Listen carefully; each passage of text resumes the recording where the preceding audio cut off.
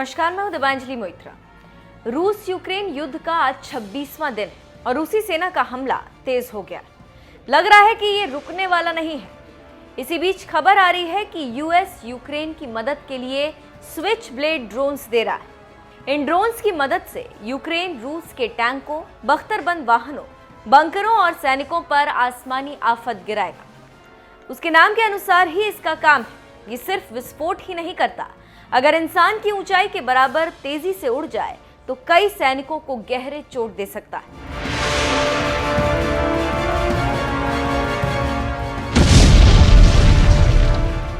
तेज गति से उड़ने की वजह से इसके तेजधार विंग्स से चोट भी लग सकती है। एक अमेरिकी अधिकारी ने यूरो न्यूज को बताया कि यूक्रेन को अमेरिका की तरफ से 100 टैक्टिकल स्विचब्लेड ड्रोन्स मिल रहे हैं। ये ड्रोन्स छोटे सुसाइड बम वर्षक हैं।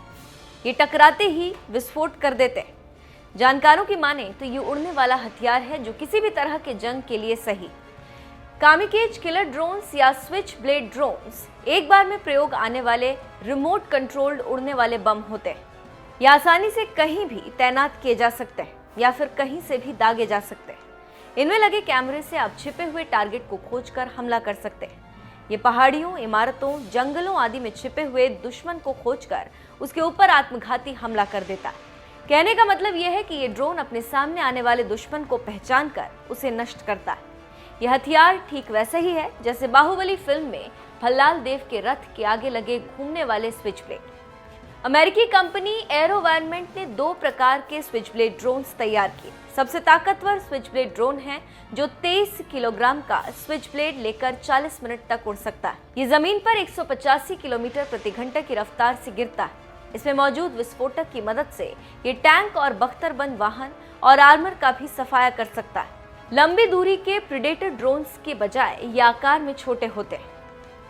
ये मिसाइल की तरह लॉन्च किए जाते हैं, जैसे कोई मोर्टार छोड़ा जाता। ये रॉकेट की तरह लॉन्च पैड से निकलते हैं।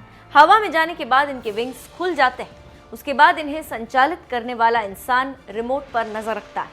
वो टीवी स्क्रीन पर देखते हुए सीधे टारगेट की ओर बढ़ता है और जैसे ही टारगेट दिखता है, ड्रोन रूपी मिसाइल को ब्लास्ट कर दिया जाता है या फिर टारगेट से टकराने के लिए छोड़ दिया जाता है। रक्षा मामलों के जानकारों की माने तो अमेरिका में ये ड्रोन 2011 से उपयोग में लाया जा रहा है। वहीं रूसी कामिकेज ड्रोन्स भी खतरनाक है, जिसे रोस्टेक क्लाशनिकोव कंपनी ने बनाया। स्विच ब्लेड ड्रोन्स के अंदर अमेरिकी हथियार निर्माता कंपनी रेथियन ने बनाया। इसका नाम है पाइक।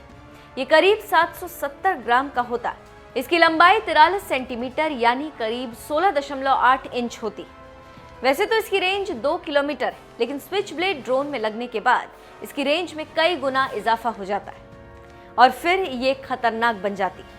तो अब आप समझ सकते हैं कि कैसे अमेरिका रूस की हालत पतली कर रहा है और कैसे यूक्रेन की मदद कर रूस को पीछे करने में लगा है।